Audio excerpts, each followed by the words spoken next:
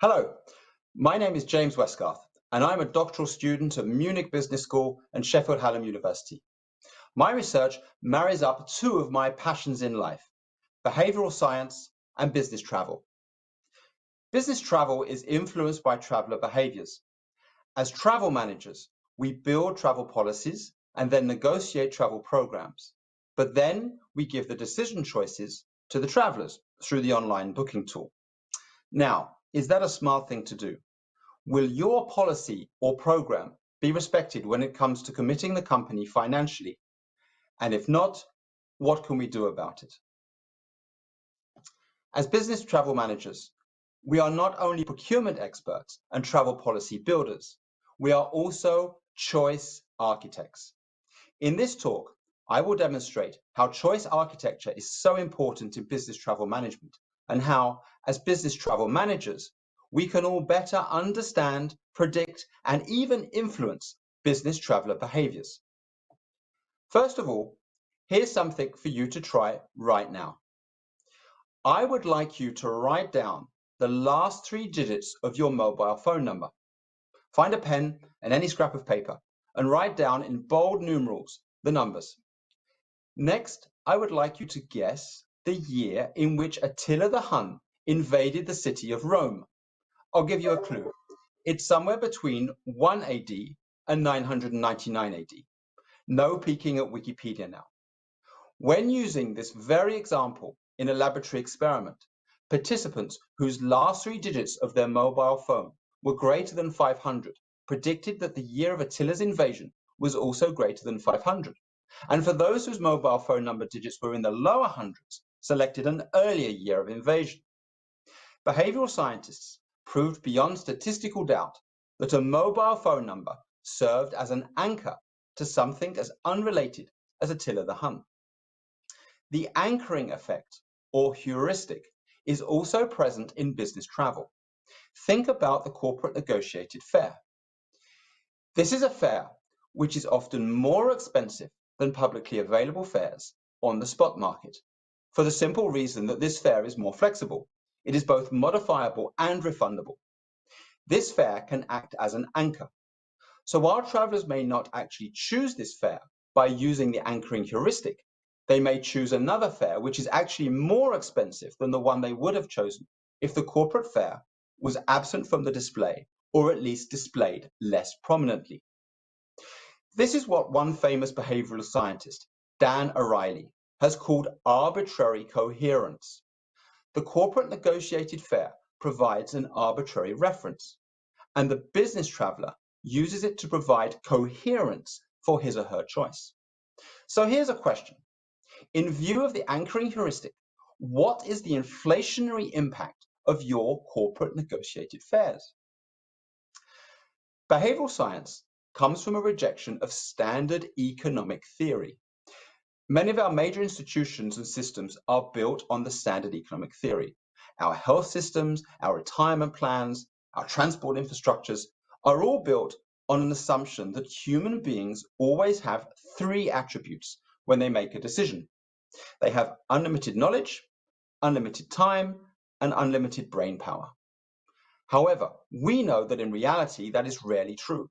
When you are deciding for a new car, you may base your decision on the brand, the engine type, the color, the interior, or even the price. Maybe 5 or 6 criteria at most. In other words, we do not conform to the assumptions of standard economic theory in real life. We decide in an environment of what is known as bounded rationality.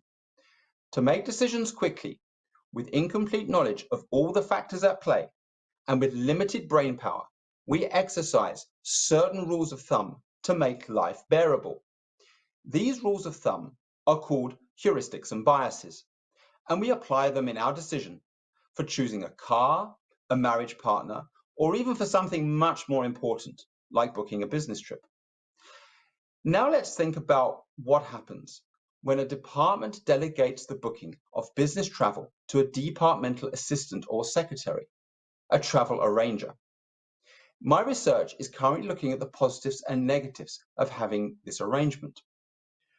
What my research is showing is that travel arrangers demonstrate a bias known as aversion to regret. In some instances, travel arrangers are more likely to book flexible and therefore more expensive options than self-bookers. Even very senior leaders in organizations are more frugal when acting as self-bookers compared with their travel arrangers. The reasons behind this are that the arrangers envisage future negative scenarios when they are in the booking process, and these thoughts trigger the aversion to regret bias, whereas self-bookers demonstrate this bias to a much lesser extent. One does not want to be responsible for one's boss being stuck at the airport with a non-modifiable ticket, whereas in reality, on-trip modifications are required in less than 7% of cases. So how do we counter these heuristics and biases? Having an understanding of behavioral biases can help the business travel manager to configure the choice architecture.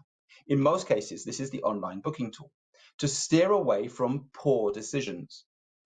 But perhaps a more pertinent question would be, should we counter these biases?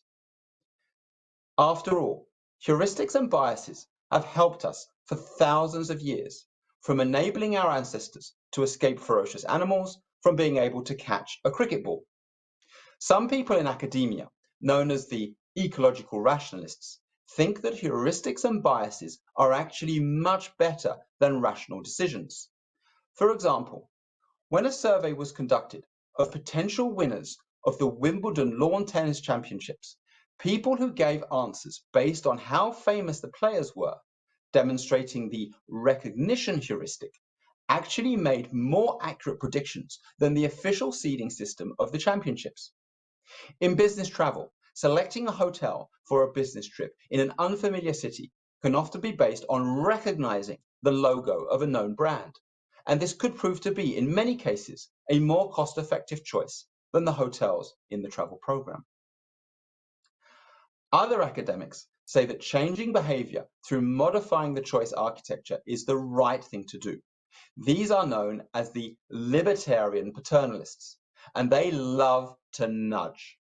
Some of you may have heard of nudging, and it has gained popularity around the world over the past 10 years.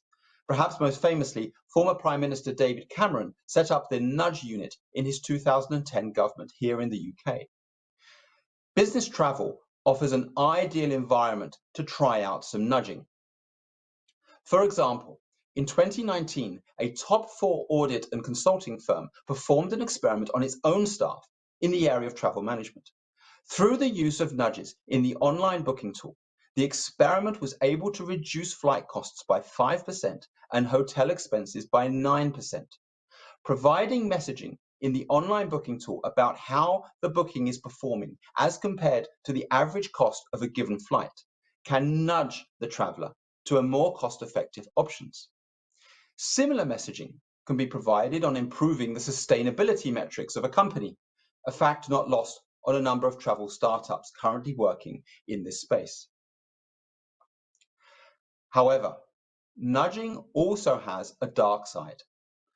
Dark nudging is a term coined to highlight when decision architecture is modified to steer the decision less in the interest of the business traveler, not more. Professor David Halpern at the Behavioural Insights team has written extensively on dark nudging in the online environment. For example, think about excessively long use of terms of use statements on e-commerce websites. In some cases, we can see dark nudges at work in business travel. The business travel manager needs to be aware that the interests of his or her company are not always aligned to those of other stakeholders in the business travel ecosystem. Airlines want a return on investment from their incentive payments to the TMCs. The TMCs want to maximize the same incentive payments. And this may lead to dark nudging, particularly if the travel program is outsourced to a third party. The travel manager should be aware of the dark arts of the business travel ecosystem and demand metrics that guarantee transparency and adherence to the objectives of the business. The choice architecture, i.e. the online booking tool, can then be modified to counter these dark nudges. So what's the conclusion from all this? Well, from a procurement perspective, as the only category of spend where so much freedom is delegated to the requester, it is clear that an understanding of decision behaviors is important in business travel. Yet focusing exclusively on the behavioral side of the business is counterproductive. Travel managers have to be aware of the hard reality of travel providers, TMC business models, incentive payments, travel policy best practices, and of course, travel technology. However, by positioning themselves for at least some of the time as choice architects, I believe travel managers will be doing themselves, their companies, and their travelers a lot of good. Thanks to behavioral economics, it is not only possible to explain how business travelers make their decisions, it is also possible to predict and influence them. Thank you.